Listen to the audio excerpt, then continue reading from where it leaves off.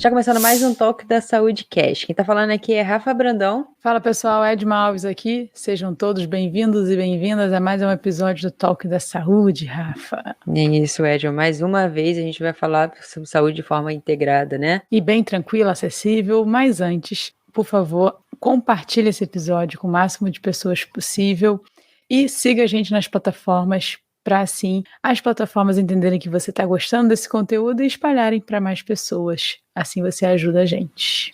É isso, muito importante, galera. Também vai na nossa plataforma lá, www.tocodasaude.com.br, né, Edma?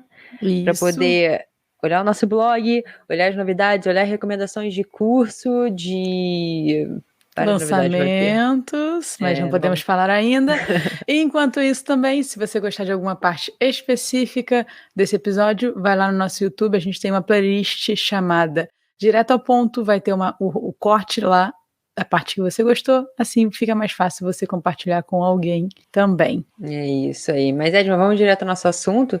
Sobre o que a gente vai falar hoje, principalmente. Vamos começar sobre a escolha. O que você, Edma, quis falar sobre isso? Rafa, toda vez que alguém me fala ou traz a notícia de algum conhecido ou alguém, como recentemente uma atriz famosa saiu na mídia que ela está, sempre eu faço uma cara assim, nossa, essa doença, a gente vai falar hoje sobre esclerose múltipla e uma outra situação que a gente vai também conversar sobre, ela sempre remete a uma situação muito grave, me remete traz um sentimento de tristeza, como se fosse realmente algo que impactasse muito na qualidade de vida da pessoa. Então, a gente resolveu conversar sobre isso para entender se é isso mesmo ou se é simplesmente uma cultura nossa, se é por mal entendimento nosso, a gente tem essa impressão. Eu, pelo menos, tenho essa impressão. Você também tem, Rafa, quando alguém fala...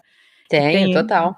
Então, dá logo, nossa, que pena, poxa, é uma situação que você fica pensando na funcionalidade da pessoa, na capacidade de aproveitar a vida, e aí remete esse sentimento em mim. Então, vamos conversar para ver se a gente tem realmente necessidade de ter essa reação, se ela pode ser confundida com algum outro tipo de doença no diagnóstico. Como, por exemplo, a neuromielite óptica, que a gente vai falar disso também, né? Isso aí. Então, entender o que a gente pode fazer para melhorar, se a gente tem alguém perto da gente, como a gente pode ajudar essa pessoa. Legal. Vamos conversar sobre isso tudo. É isso, para isso, a gente conta com a ajuda com o Dr. Jefferson Becker. Seja muito bem-vindo ao Talk da Saúde. E, por favor, se apresente para quem está nos ouvindo. Joia, bom, primeiramente, muito obrigado pelo convite. É um prazer muito grande estar aqui falando com vocês, falando de um tema que, obviamente, para mim é muito interessante, muito gratificante falar. Meu nome então é Jefferson Becker, eu sou neurologista, sou professor da Escola de Medicina da PUC do Rio Grande do Sul. Dá para ver pela imagem aí que tu está de manga curtinha, eu estou aqui de casacão. Quem não está vendo, ele está de casacão, exatamente. E o sotaque também, né? Nem precisa falar de onde é. E eu sou atual presidente do Comitê Brasileiro de Tratamento e Pesquisa em Esclerose Múltipla, que é o BECTRINS. Ele tem essas letras meio estranhas, porque ele é um nome em inglês, já que tem uma série de outros comitês similares no mundo todo. Certo. E por que você se interessou em ser especialista, não sei, em aprofundar o conhecimento, já que vem a medicina, vem uma especialização e depois vai, dentro da especialização ainda vem um assunto muito específico, O que te atraiu, por que você entrou nesse mundo? Cada vez mais, assim, especialmente em grandes centros, a gente acaba, porque, enfim, o conhecimento é muito, né? A gente acaba vendo muitas coisas em sub-áreas. Então, ali na PUC e em vários outros centros, a gente tem a equipe que vê a parte de neuroimunologia, outra equipe que vê a parte do AVC, outra da epilepsia, da neuropediatria, da cognição, do distúrbio do movimento, então, da cefaleia. Então, tem muitas coisas. Por que exatamente que eu comecei a me interessar? Eu não sei se eu vou te saber te dizer. Terapêutica essa pergunta, às vezes tem que refletir. Talvez até tenha sido por um contexto, assim, porque eu comecei a trabalhar muito mais numa outra área, que é mais a parte neuromuscular, já que na época essa parte de neuroimuno tinha muito pouco tratamento disponível, e na parte da neurologia como um todo, quem ainda tratava essas partes neuroimunológicas em outras doenças, como miastenia graves, como as polineuropatias inflamatórias, tipo Guillain-Barré, por exemplo, era a nossa área. E a partir do momento que a neuroimunologia, essa parte da esclerose múltipla, começou a crescer, bom, éramos nós que já estávamos mais acostumados a tratar sobre isso. Né? Só que essa área cresceu muito. Eu me arrisco a dizer, claro, talvez com um certo viés de quem está envolvido na área aqui, de que hoje a esclerose múltipla é talvez a área da neurologia que a gente tem mais opções de tratamento em toda a neurologia. Então, essa coisa que vocês colocaram, e colocaram muito bem, porque isso é um sentimento de várias pessoas, talvez não seja tão verdadeiro assim. E provavelmente a gente tem muito a oferecer para os pacientes. Já começamos com boa notícia, hein, Rafa, o episódio. É, bom saber. Dr. Jefferson, para quem não está familiarizado com esses termos, a primeira coisa, geralmente, que eu faço, por exemplo, e acredito que as pessoas estão vendo também, não sei o que é algo, eu coloco no Google.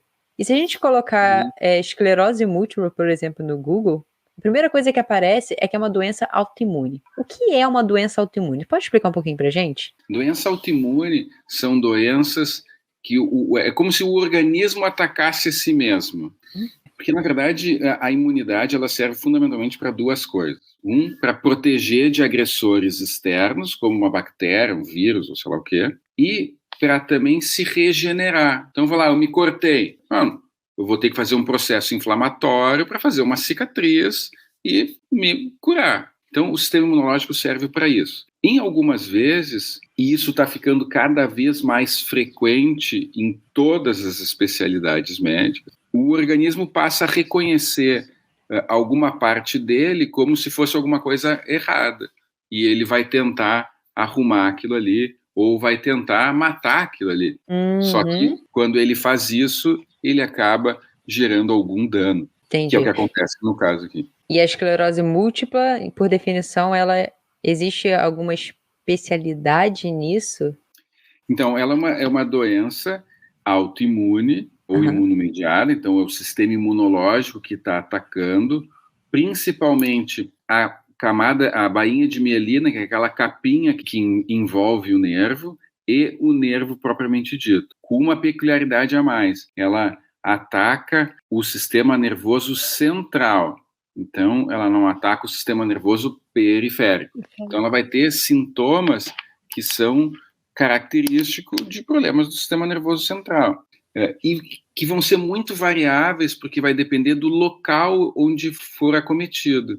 Então, eu posso pegar a área da visão, então posso ter um problema da visão. Eu posso pegar uma área da motricidade, uma área da sensibilidade, da coordenação, do equilíbrio, do controle vesical, enfim, os sintomas, eles são muito diversos. Tem gente até que descreve a esclerose múltipla como a doença das 1000 faces, porque ela pode dar qualquer coisa, né? E ela sempre é autoimune, não existe outro tipo de esclerose múltipla?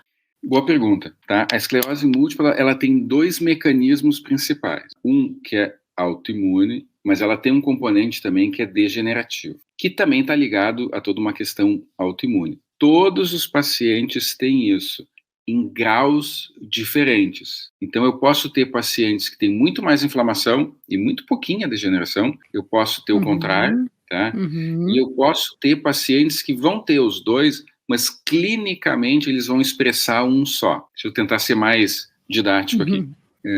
A doença, então, ela pode se manifestar por episódios de inflamação, que a gente caracteriza isso como surtos. Então, o paciente está bem e daqui a pouco ele tem uma piora neurológica, com qualquer uma dessas coisas que eu falei. Dormência, formigamento, alteração de coordenação, equilíbrio, enfim, todas essas aí. Aquilo ali, naturalmente, a inflamação ela diminui, então eu posso recuperar completamente dos sintomas ou eventualmente até ficar com alguma sequelinha, é possível, tá? Daqui a pouco tem um outro episódio, daqui a pouco tem um outro, só que vai ter gente que vai ter daqui a pouco surto atrás do outro, e vai ter um aqui e vai passar anos sem nunca mais ter nada. Então esse é o quadro mais comum, remitente recorrente, que a gente chama, surto-supressão, 85% mais ou menos dos pacientes. Alguns desses pacientes já começam, desde o início da doença, a ter uma piora lentamente progressiva, especialmente da marcha para caminhar. Esses a gente chama de um quadro primariamente progressivo, porque desde o primeiro momento ele vai piorando progressivamente. Representa aí mais ou menos 15% dos casos.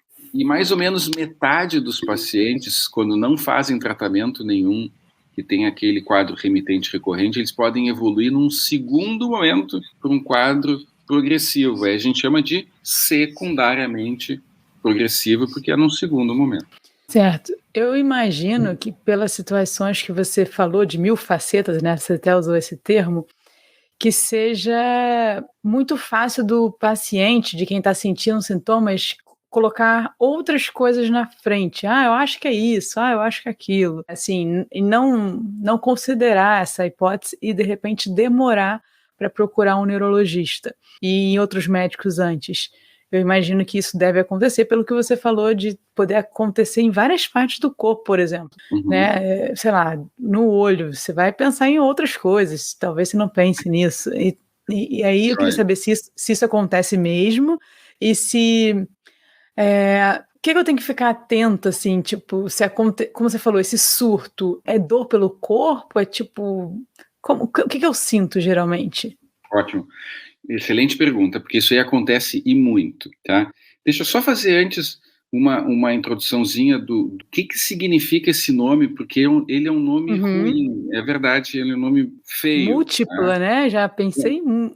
Múltipla, tá? Então, primeiro assim, o que quer dizer esclerose? Esclerose, do ponto de vista lá do patologista, que é aquele médico lá que vai fazer necrópsia, vai fazer uma biópsia, qualquer tecido que ele for cortar e tiver mais endurecido, aquele tecido está esclerosado.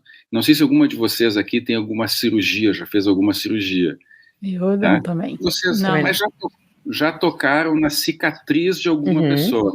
Aquela pele, ela não está mais maciazinha como ela naturalmente é, ela não está mais endurecida, aquela pele está esclerosada. Arteriosclerose, se for pegar aquele vaso que está com cálcio, com gordura, e for cortar, ele vai estar mais endurecido que o normal. Tem uma arterioesclerose. Aqui é a mesma coisa. Se eu for cortar aqueles locais do cérebro ou da medula onde teve uma inflamação, aquilo vai criar uma cicatriz. Pequena, mas uma cicatriz. E quando eu for cortar, obviamente a gente não vai fazer isso, né? Mas quando eu for cortar, ela vai estar endurecida. Então tem esclerose. Como são em mais de um locais, são em múltiplos locais, uma esclerose múltipla. É só isso que quer dizer o nome. Não quer dizer, porque a gente acaba associando, às vezes, com o vozinho aquele que está esclerosado. Se ele tem uma esclerose e está daquele jeito, eu que tenho múltiplas escleroses, né? É verdade. É uma palavra que é empregada no sentido muito negativo mesmo. Exatamente. Então isso é importante a gente entender primeiramente. E aí eu te perguntei sobre a dificuldade de diagnóstico. Isso. Então, o que acontece? Aí entra uma segunda coisa que eu também acho interessante a gente abordar. Vocês que fazem bastante coisa da saúde aqui, certamente já devem ter feito alguma coisa sobre dor no peito com sintoma de cardiopatia isquêmica, de infarto do miocárdio, de seja o que for. Tá aí, a gente ainda não fez um episódio exclusivo disso, mas fica a dica, então, vamos fazer. Dica aí, tá? Então, quase todo mundo sabe que se tem dor no peito, se aquela dor no peito então irradiar para o lado esquerdo, cara, vai ser o braço direto para a emergência, direto para o hospital de cardiologia, porque ele sabe que ele pode estar infartando. Mas isso não é tão óbvio na neurologia. As pessoas, às vezes, acordam, estão com um lado inteiro dormente, estão com um lado inteiro mexendo menos, e eles acham que foi porque ele dormiu em cima do braço. Aí o cara ficou cego, ele não está enxergando um olho, ele acha que aquilo aí vai passar, afinal de contas ele está estressado. O time dele perdeu no domingo aí, né? Então, brigou com a namorada, o emprego está ruim, sei lá, o candidato dele não está indo tão bem nas eleições. Tem 500 motivos. E é muito comum os pacientes não valorizarem. Além disso, tem uma questão que é interessante na esclerose múltipla. Especialmente no início, é muito comum o paciente ter um surto, ele fica alguns dias com sintoma e aquele sintoma passa, mesmo não fazendo nada muitas vezes. Aí só se confirma, claro. Eu dormi em cima do braço, fiquei 3 dias mesmo. com aquilo, era isso. né? Meu time ganhou agora na quarta-feira, resolveu o problema, tá tranquilo. Então, a gente acaba não dando tanta importância. Então, especialmente em pacientes jovens, como qualquer doença autoimune, ela vai ser muito mais comum em mulheres.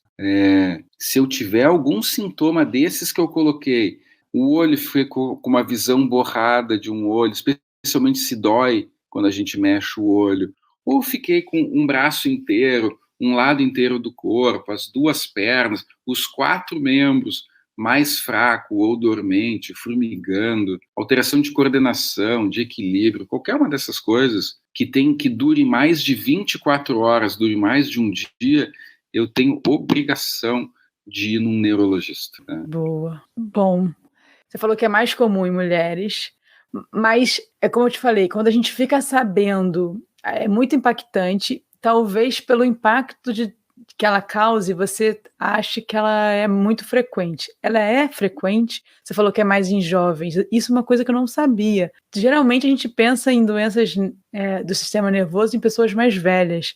Isso eu também não sabia. E então, eu queria saber, ela é uma doença rara ou tem aumentado a frequência? Como que tá isso? Joia, ótima pergunta também. Tá, assim, ó, ela é uma doença, ela é a segunda causa de incapacidade neurológica em pacientes jovens. Jovens, principalmente entre os 20 e 40 anos, é a idade onde ela mais aparece. Rafa, sempre te falei que eu era jovem, não te falei? É Entre os 40, te falei. Tá? E ela é rara. Depende do país. Tem países que têm uma prevalência bem mais alta, às vezes acima de 100 por 100 mil habitantes, alguns locais até 200, 300 por 100 mil habitantes. Aqui no Brasil ela ainda é uma doença rara. Por definição, a doença rara ela tem que ser abaixo de 55 por 100 mil habitantes.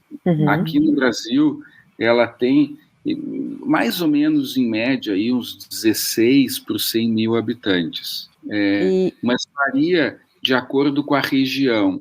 Esclerose múltipla é mais comum em locais mais frios, e ela é mais comum também em indivíduos caucasianos, né, em branco, e menos comum em afrodescendentes ou em orientais, e basicamente inexistente em indígenas. Tá? Puros não tem muita descrição.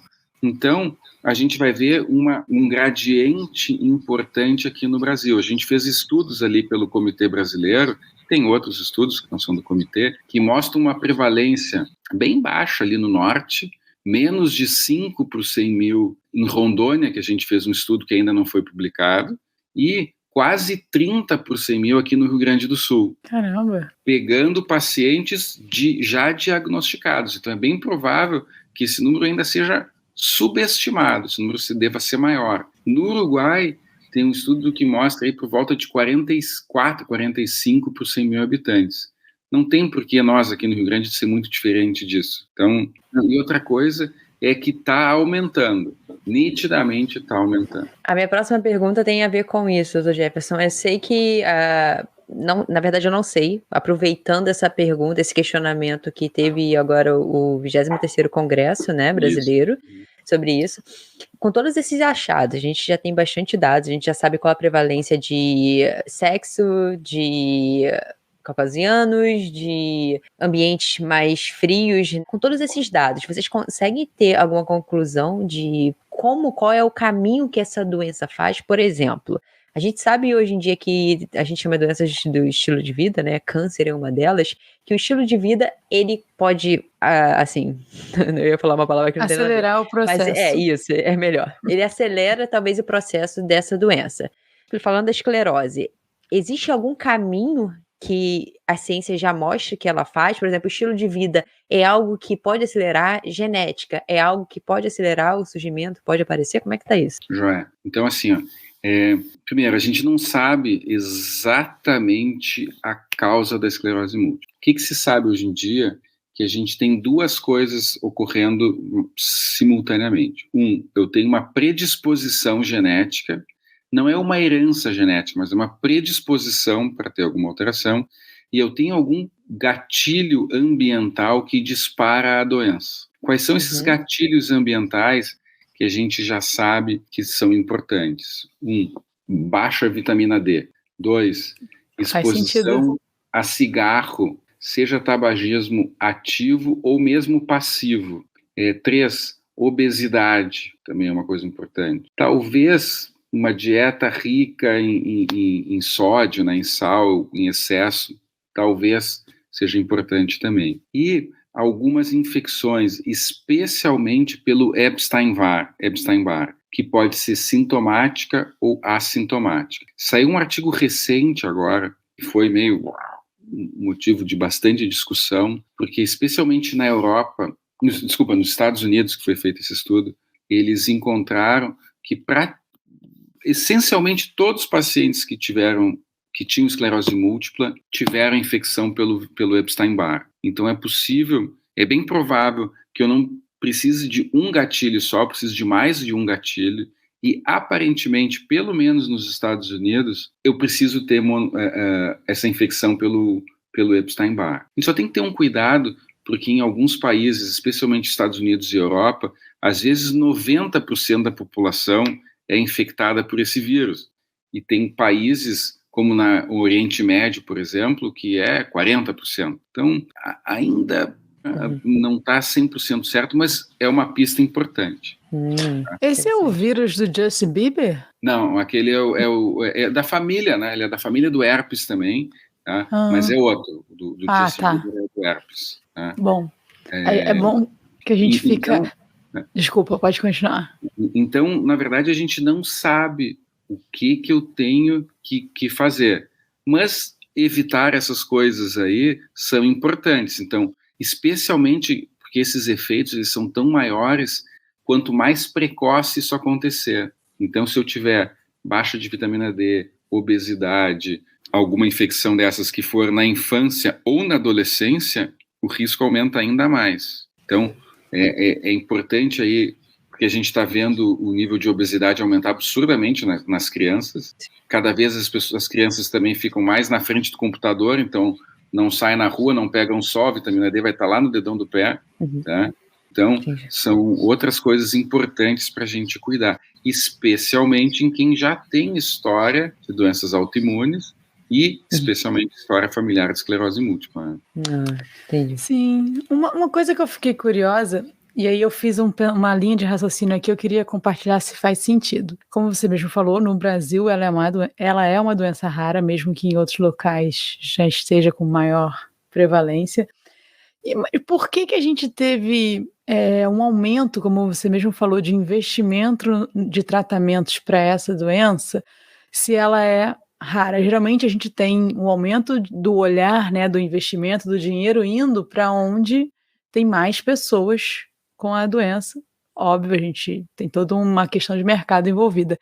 Mas aí eu fiquei pensando, talvez seja porque ela realmente limita muito a capacidade de vida da pessoa, ela é realmente uma doença incapacitante, se não tratada. Foi por isso que a gente teve que olhar para o tratamento dela? Esse investimento ele não é feito só no Brasil, esse investimento feito no mundo. A gente aproveita muitas coisas. Muita coisa de lá. Segundo, porque ela é uma doença, de novo, que ela impacta jovens na época de maior produtividade. Então, ela também tem esse impacto. Que é uma preocupação, né? Público. Tem no público, né? Bastante importante. E isso acaba tendo, então, custos diretos e indiretos. Então, ela aumenta, quando não tratada, o desemprego, que acaba muitas vezes precisando de que uma outra pessoa, às vezes, pare de trabalhar também para dar assistência ao paciente. O paciente, enfim, deixa de produzir, passa a ter um gasto maior. Então, tem esse fator. E o outro fator que é importante é o seguinte: hoje a gente consegue tratar esses pacientes, e a gente consegue, sim, em vários pacientes, reduzir muito essa incapacidade ou controlar a doença de uma maneira que o paciente fica anos economicamente ativo, sem, enfim, complicações nenhuma ou com pequenas complicações, mas Para isso, a gente precisa, tratar o paciente, 2, tratá-lo da maneira mais precoce possível. Isso também é importante. Está bem claro que quanto mais cedo a gente tratar o paciente, e mais cedo é, idealmente, menos de 2 anos desde o aparecimento da doença, vai fazer muita diferença anos lá na frente. Então, é uma doença que acomete jovens, num período etário economicamente ativo, e que sim, a gente realmente consegue fazer diferença nesses pacientes. Se a gente diagnosticar e tratar precocemente. Legal. A gente vai falar um pouquinho mais disso lá na frente, né, com relação aos tratamentos. Vou guardar a pergunta, então.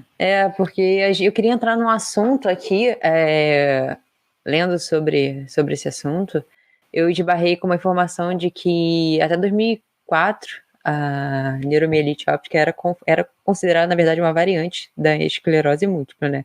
Mas hoje eles já viram que não é.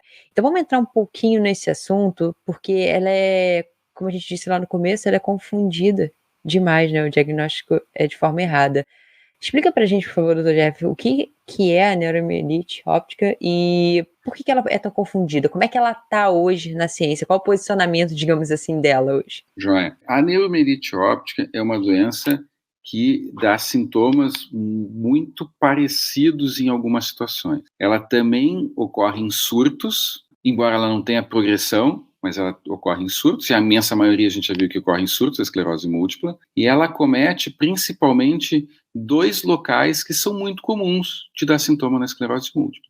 A medula espinhal, então eu posso ter sintoma sensitivo, motor, mesmo de equilíbrio, de controle esfincteriano, que é muito comum na esclerose múltipla, e sintomas no nervo óptico, onde a gente vai ter, então, diminuição da visão, borramento visual, alteração da visão de cores e dor para mexer o olho. Então, são sintomas que são muito comuns na esclerose múltipla, tá? Por muito tempo, se achou só que era um caso mais grave de esclerose múltipla, porque ela tende a ser mais grave. Os surtos tendem a ser mais incapacitantes. Outra característica dela é que ela é mais comum em asiáticos e em afrodescendentes, e menos comuns em caucasianos, tá? Então, que é uma população, 2 populações que a gente tem bastante aqui no nosso meio. Então, especialmente porque a esclerose múltipla nossa não é tão frequente quanto lá fora, e a nossa neuromielite é um pouco mais frequente que em outros países, o Brasil é um dos países que tem maior prevalência de neuromielite óptica. Tem um estudo feito em Belo Horizonte com um colega aqui do Comitê Brasileiro, né, do Bectrins, que encontrou uma prevalência de 4,52, a segunda mais alta do mundo. Ela é bem menor que a esclerose múltipla, que aqui, vamos botar em média, deu 16, 18, mesmo tendo dado 27 por 100 mil aqui no Rio Grande do Sul, mas ela é uma das maiores no mundo, onde normalmente é menor do que 5, mas na maioria dos países aí, na Europa, Estados Unidos, é por volta de 1, 2 por 100 mil habitantes. E ela tem um mecanismo diferente. Ela desenvolve um anticorpo que o organismo produz e que ataca diretamente uma região específica, um canal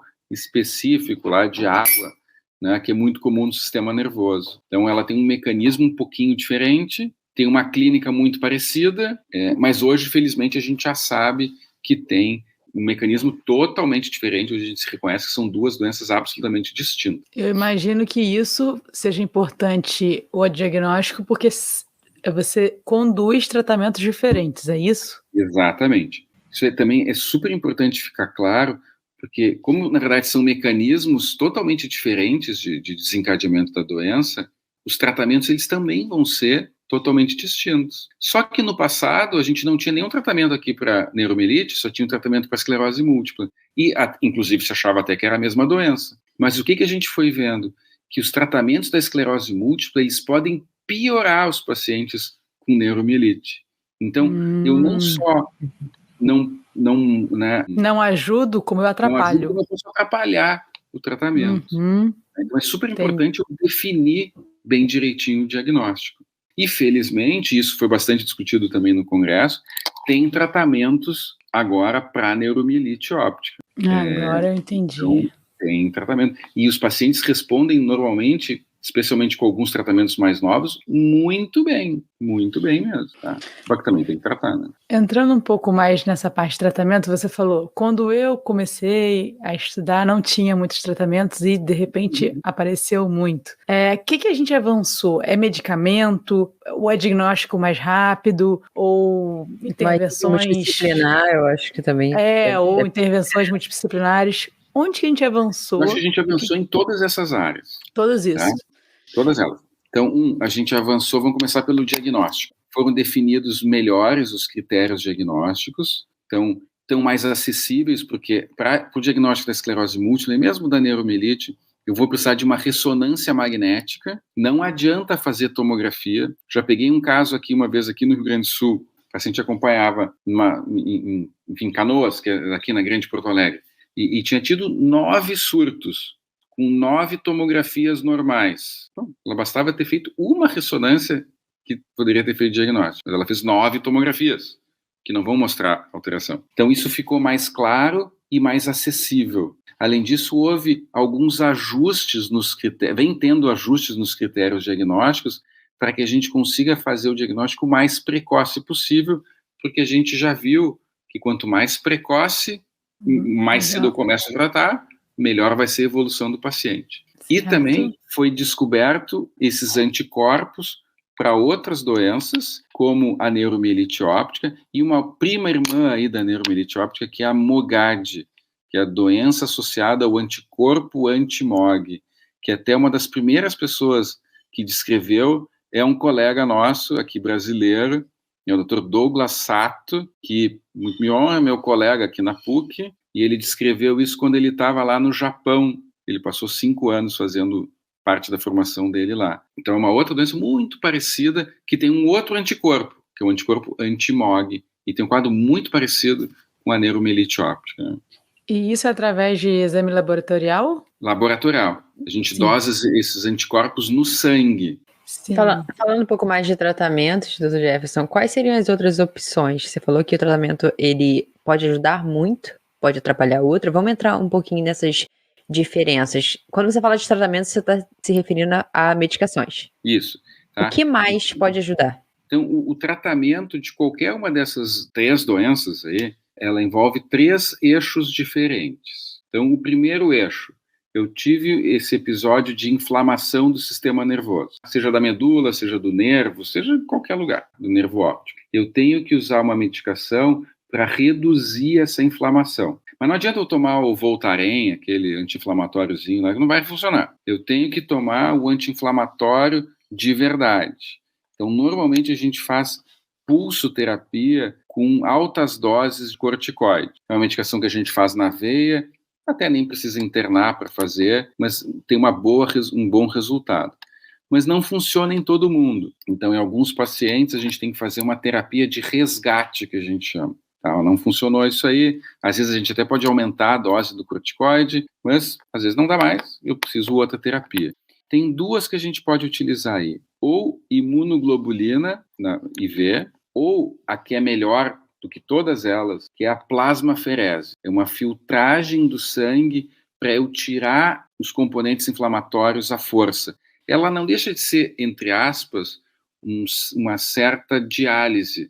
A única coisa que na diálise eu tiro todas as toxinas que o rim devia estar filtrando e não está conseguindo, mas aqui eu vou filtrar o sangue e tirar a inflamação à força. Ela é muito melhor do que as outras, só que o paciente normalmente tem que ficar com um acesso venoso aqui no pescoço, aquilo vai ter que demorar pelo quase 2 semanas de tratamento, então ela pode às vezes dar uma infecção, alguma coisa no catéter, então ela tem que ter alguns cuidados. O corticoide é bem simples da gente fazer, vai lá, põe na veia, dia seguinte volta de novo, então é mais fácil. Então, primeira coisa, tratar o episódio agudo para apagar o incêndio, entre aspas. Sim. Bom, resolvido isso aí, eu vou tentar prevenir o incêndio, vou tentar prevenir que o paciente não tenha outro surto. Para isso, a gente vai usar o que a gente chama de drogas modificadoras da doença. São todas elas drogas que agem na imunidade do paciente. Então, ou elas fazem uma imunomodulação, que é uma modificação mais levezinha, assim, na imunidade, ou uma imunossupressão, que é uma alteração mais forte da imunidade. Aqui é importante a gente ver outra coisa. Às vezes os pacientes dizem assim, não, eu vou usar um tratamento, então, imunossupressor, minha imunidade vai cair lá embaixo e eu vou ter tudo que é tipo de infecção. Não, não é isso. A gente está, na verdade, com a imunidade, de uma certa forma, lá em cima, atacando o sistema nervoso. Então eu tenho que puxar a imunidade para o normal dela. Claro que o que acontece é que a imunidade aqui não é que nem o peru da Sadia lá, que a gente põe no forno e quando ele está pronto, salta lá o apito e aqueles que está pronto o peru. Não é assim. Então, às vezes, a gente não consegue exatamente regular, a imunidade até pode cair um pouquinho, sim, é verdade, e aí pode dar algumas, enfim, aumenta a quantidade de infecções, o que tem gripe passa a ter mais gripe, daqui a pouco tem um pouquinho mais de, enfim, sinusite, às vezes até pneumonia, mas aí a gente tem forma também de tentar ajustar isso aqui. E o terceiro eixo é tentar tratar aquelas eventuais complicações que o paciente ficou. Ele ficou mais rígido, então eu vou usar toxina botulínica ou alguma outra medicação para soltar a musculatura. Ele ficou com problema para segurar a urina, então eu vou usar medicações para controlar isso. Ele ficou com dor, sei lá, então eu vou usar medicações para dor. Vou precisar que faça fisioterapia, fono, enfim. Aí vão ter outros tratamentos, dependendo se o paciente ficou com alguma sequela ou não, né? Entendi. Existem, é bem comum, eu acredito que existe, mas dentro desse processo, desse tratamento todo, desse acompanhamento com o paciente, existem equipes multidisciplinares, porque quando você me fala sobre, agora eu vou puxar para minha área, tá, e um pouco da nutrição. Quando você fala que a gente precisa diminuir a inflamação e que o caso de recorrência em obesos é alto, eu acredito que também o que a gente come importa muito para essas questões de inflamação, tá? Pode acelerar o processo de degeneração, digamos assim, ou não. Dentro dessas equipes, vocês têm alguém que precisa, por exemplo, de uma psicóloga, precisa de uma nutricionista, um profissional de educação física que ajuda no tratamento, ou não? Só a medicação e eles podem fazer o que eles quiserem? Não, aí vai depender, claro, do centro. Tem centros que têm mais acesso a uma equipe multidisciplinar, tem centros que têm menos acesso. Aí é interessante até esses grupos de apoio aos pacientes. Então, tem vários grupos de esclerose múltipla. Tem dois maiores aí, que é a Associação Brasileira de Esclerose Múltipla, a ABEM, e Amigos Múltiplos de Esclerose, que é a AME.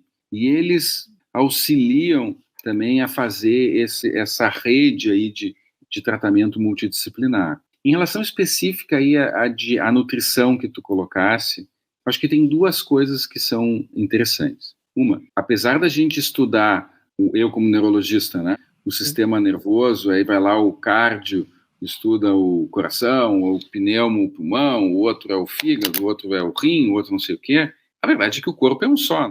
Então, está cada vez mais claro de que eu tenho que tentar levar o hábito de vida mais saudável possível, porque se ele proteger meu coração e o meu pulmão, ele automaticamente vai proteger o meu rim, meu fígado, meu baço, meu cérebro, seja lá o que for. Então, levar vida saudável é importantíssimo. A outra, então, e dieta, obviamente, está lá no... Tá no topo do ranking, No topo do ranking. A outra questão é, existe alguma dieta que, se eu fizer, vai verdadeiramente controlar a doença? Isso não se sabe ainda. Tem gente que diz, e é difícil de provar, a verdade seja dita, que algumas dietas que são mais anti-inflamatórias poderiam ajudar, mas é difícil de tu provar isso. Tá aí o ovo que não nos deixa mentir, né? Uma hora ele é bom, uma porcaria, outra hora ele é bom de novo, outra hora ele é outra porcaria de novo. Então, se sugere que talvez uma dieta mais anti-inflamatória, como uma dieta mediterrânea, por exemplo, possa ser útil. Mas a verdade é que a gente não tem uma comprovação assim de que realmente ela seja. Mas fazer uma dieta saudável por si só ajuda, deve ser estimulado, né? A atividade física, tirando os momentos de surto, ela é recomendada? Entra na mesma linha de raciocínio. sim, deve ser estimulada, tá? E ela pode nos ajudar, inclusive, em alguns outros sintomas. Um sintoma que não é infrequente na esclerose múltipla é a fadiga, tá? E fadiga pode ser tratada, uma das formas de tratamento é com atividade física, especialmente aeróbica. Tem alguns artigos até que sugerem que yoga pode ajudar para controlar a fadiga também. Não tem tanta comprovação assim, mas deve ser estimulado, especialmente atividade física. Claro que daí a gente vai dizer assim, sim, mas tem alguns pacientes que não conseguem fazer atividade física porque ele está com, sei lá, tá com problema para caminhar, está precisando de apoio, caminhar. Mas, enfim, faça tudo aquilo que for possível. Não dá para fazer corrida, faz, sei lá, exercício na água, né? Então, Hoje soluções não faltam. Exatamente. Que bom. Bom, uma outra área que eu estou me aventurando agora, Dr. Jefferson, é entender um pouco mais sobre dados e principalmente dados de saúde, né, que é a minha paixão.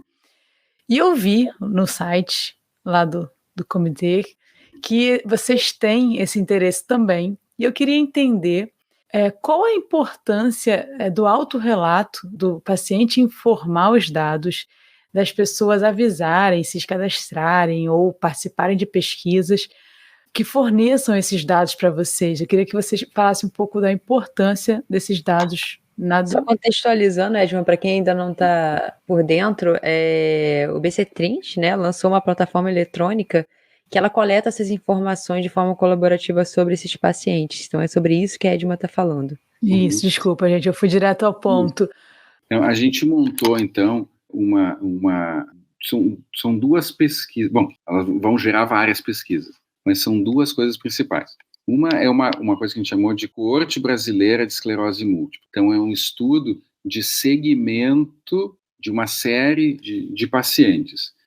Nesse momento, a gente está, até porque é uma coisa mais nova, a gente tem 23 universidades participando, 3 já vão entrar mais agora, e tem algumas outras que vão entrar na sequência, de todas as regiões do Brasil, para que a gente possa, de uma forma estruturada, coletar uma série de informações que então vão nos acrescentar informações nossas, que vão mostrar características clínicas, características demográficas, características radiológicas, laboratoriais, resposta ao tratamento, motivo de falha terapêutica, alterações relacionadas à vacina, à gestação. Então, tem uma série de dados que estão sendo coletados e que vão seguir sendo coletados. Então, a gente espera ter uma série de informações brasileiras. E a ideia é de que, aos poucos, a gente vá agregando mais centros para que mais locais possam. Nossa ideia é que todo mundo possa participar em um momento. Como está em fase ainda de implementação, a gente ainda está fazendo um ajuste aqui, outro ajuste ali, precisa da liberação do comitê de ética, então tem uma série de detalhezinhos ainda, mas eu acho que vai dar dados muito interessantes. Hoje a gente já tem nessa plataforma 2.500 pacientes, e a expectativa de que a gente possa chegar aí, não muito tempo, a 10.000, 12.000 pacientes nesse dado. E aí a ideia também, a gente já está conversando com essas outras associações de pacientes, é que a gente possa também pegar dados dos pacientes, porque tudo isso aí são dados médicos, que claro, precisa da autorização do paciente, por óbvio, mas tem crescido muito uma coisa que a gente chama de Patient Reported Outcome, são informações dos pacientes. Até uma das aulas que foi dada no congresso é sobre quais são as necessidades não respondidas dos pacientes. E uma das coisas que fica bem claro é o seguinte: às vezes a visão do paciente é totalmente diferente da visão do médico, do nutricionista, do fisioterapeuta, do terapeuta, é totalmente diferente. Às vezes o que a gente acha que é importante, eles não acham que é importante. Ou às vezes aquilo que a gente acha que a gente está fazendo super bem, eles não acham que a gente está fazendo super bem. E aí tem uma série de dados, alguns inclusive de pesquisa do Bechdel e de outros centros também, que mostram bem claro isso aí. Então uma das nossas ideias é tentar pegar esses mesmos pacientes que estão participando dessa coorte e promover pesquisas que envolvam essas questões dos pacientes. porque é fundamental a gente entender também o que o paciente precisa, como é que ele está vendo o tratamento. E isso é uma outra coisa que tem sido bastante estimulado, que é incluir o paciente na escolha do tratamento. Afinal de contas, o tratamento é dele, não é meu. Bacana. Tá? Muito bacana isso aí. Já peguei a sigla, já vou ficar ligada, vou pesquisar sobre isso, que isso me interessa, porque... E aí, é autorreportada, tem algumas perguntas, tem algum direcionamento ou é livre mesmo? Ele pode estabelecer... No geral, são questionários.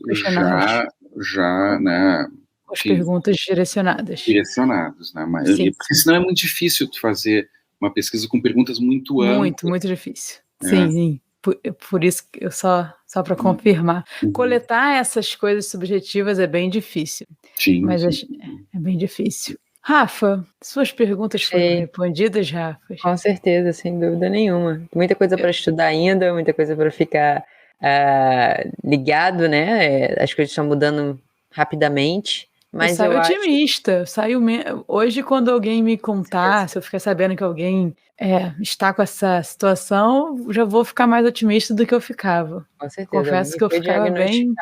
já tem uma qualidade de vida muito melhor, né? Acredito que a ciência está fazendo isso pela gente, né? E o quão importante é esse trabalho da coleta de dados para cada vez mais acelerar os tratamentos, entender, fazer um mapeamento do que está acontecendo, como essas pessoas, dividindo em subgrupos, vão ser beneficiadas. Então esse é um trabalho muito legal. Se você, por favor, conheça, aqui no final do episódio a gente vai falar onde é que acha o Dr. Jefferson e onde é que a pessoa pode participar desse estudo de alguma forma. Ele vai falar, então fica ligado aqui. Mas antes disso, Dr. Jefferson, a gente tem sempre umas perguntas que a gente sempre faz para todos os nossos convidados, tá? Pra gente, obviamente, agregar e bater um papo, conhecer mais um pouquinho. E a primeira pergunta é, o que é saúde para você, Jefferson? Então, saúde então, é para mim, né? Não é de acordo com a Organização Mundial de Saúde. É você, não. É aquele lado do paciente. Não, saúde está muito relacionada ao bem-estar, ao bem-estar físico, emocional, toda essa série de coisas. Então, cabe a nós, médicos, mas também aos pacientes e toda a equipe multidisciplinar, procurar a melhor qualidade de vida e melhor sensação de bem-estar possível. Então, não sei se eu te respondi adequadamente, mas... Sempre, é para você. Você vai falar, saúde para mim é poder comer ultraprocessado. Se você quiser falar isso, também pode, mas não é. Eu não vou falar isso, porque eu acho que quando até pode, mas de rotina não se recomenda. Não, por favor. E uma experiência inesquecível para você? Uma experiência inesquecível. Essas perguntas eu não estava preparado para responder. É assim mesmo, por isso que elas são as melhores do programa. A experiência mais inesquecível, acho que como quando qualquer médico, é a gente voltar para casa com a sensação de que fez diferença na vida de alguém. Eu acho que isso aí não tem preço. Não tem preço. Né? Então, e aí eu posso te contar várias situações que eu senti orgulhoso de mim mesmo por ter podido ajudar alguma pessoa. E às vezes não precisa nem ser uma ajuda impressionante, mas tu sentir que fez diferença é muito bacana. Isso, de novo, não tem preço. Olha, e isso está acontecendo agora. Pode ter certeza que esse episódio vai chegar em alguém e você vai ajudar alguém. Então... Que bom. Você te avisa. Por favor, conta pra gente. Tá ouvindo. É verdade, a gente não imagina o poder disso aqui. Não, eu imagino sim. Eu imagino. Então, agora uma outra situação. Imagina que você tem uma pessoa na sua cabeça que você sempre quis conhecer, porque você tem várias perguntas, tá? Ou simplesmente por estar na companhia daquela pessoa uma vez. Quem seria e por quê?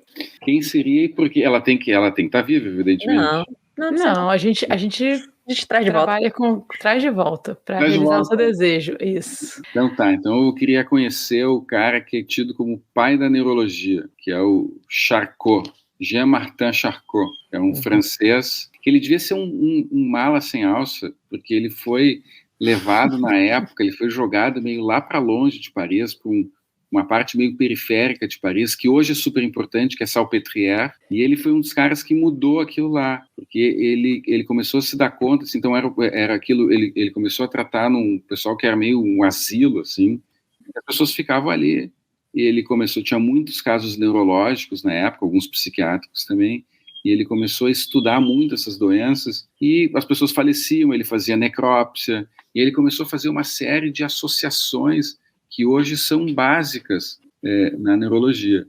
Então, legal. Eu gostaria de poder falar com ele, assim, se fosse possível. E isso que época, você sabe, Jefferson? Isso 1850, 1870, por aí, nessa época.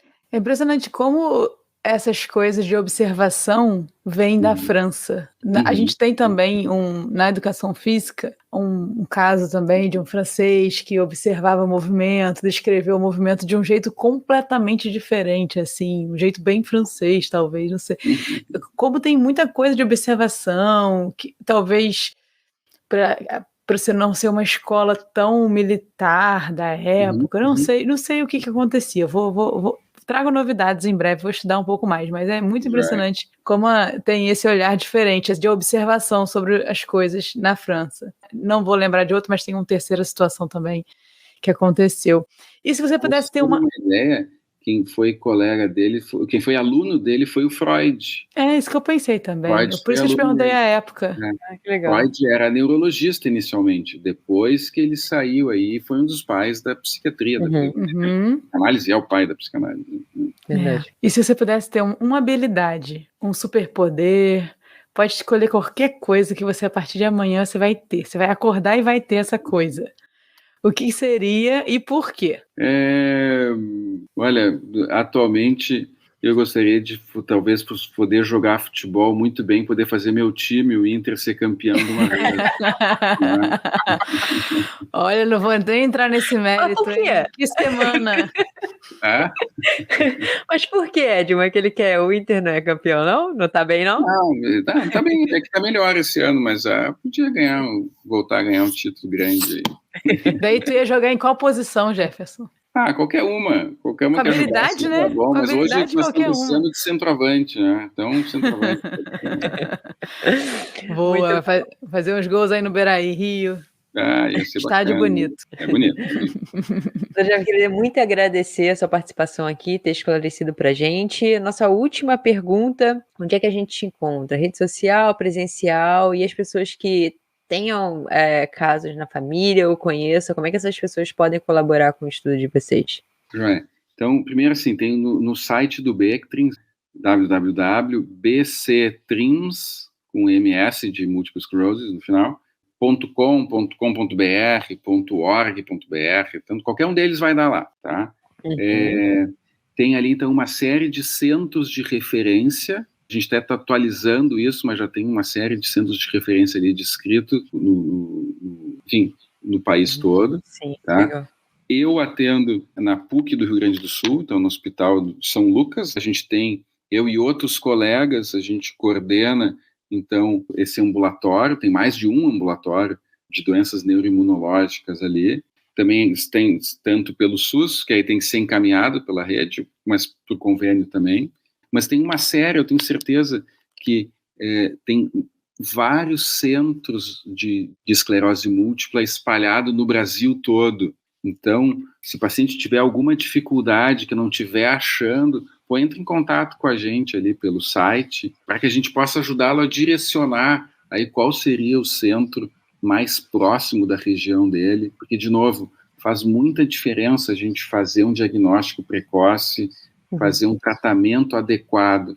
A gente fez uma pesquisa agora recente também ali pelo Comitê Brasileiro, comparando como é o tratamento pelo especialista e pelo neurologista geral, e também pelos jovens neurologistas, e tem diferença. Então, claro, o especialista, ele está vendo mais a área, o outro que é mais geral, ele, enfim, vai se atualizar em outras coisas. E como ela não é a doença mais prevalente do mundo, ele vai se atualizar mais em epilepsia, em cefaleia, em AVC, em outras coisas que são mais comuns. Então é super importante que a pessoa possa aderir a algum centro de referência para que possa receber o tratamento mais adequado. Legal. Importante isso. Então, Edmar, compartilhar o episódio? Por favor, pessoal, faça essa informação chegar ao máximo de pessoas possível. Lembrando que qualquer doença, ela nunca afeta só a pessoa, sempre é um ciclo. Então, quanto mais as pessoas também à volta do paciente estiverem conectados com as informações, mais bem informados, mais pessoas vão poder ser ajudadas. É isso. Então, galera, a gente se vê semana que vem. Muito obrigada por Valeu. estar aqui e compartilhe esse episódio.